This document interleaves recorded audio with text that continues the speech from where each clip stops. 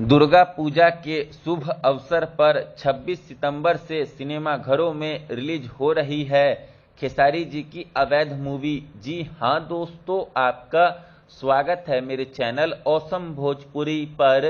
Video को पूरा देखिएगा। वीडियो पसंद आए तो वीडियो को लाइक और चैनल को सब्सक्राइब कीजिएगा। दोस्तों, खेसारी जी की अवैध मूवी जिसका शूटिंग खेसारी जी ने लगभग 1 साल पहले ही किया था। दोस्तों, खेसारी जी के इस मूवी में यामिनी सिंह भी पुलिस इंस्पेक्टर के किरदार में नजर आने वाली है। दोस्तों, खेसारी जी के इस फिल्म को 2 पार्ट में बनाया गया है, जिसमें से इस मूवी का पहला पार्ट दुर्गा पूजा के शुभ अवसर पर 26 सितंबर से सिनेमाघरों में रिलीज हो रहा है। इस मूवी में खेसारी जी आपको इलीगल काम करते हुए नजर आएंगे। इस फिल्म की कहानी काफी जबरदस्त, काफी हटके होने वाली है।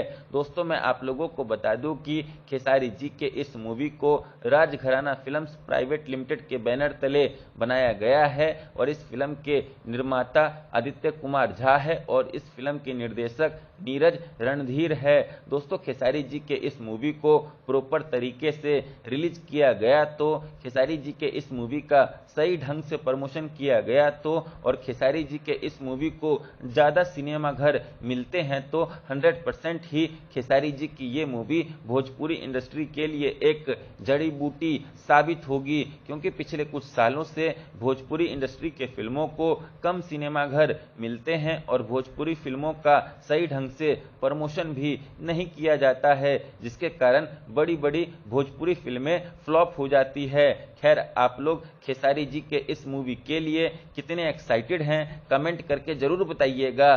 धन्यवाद।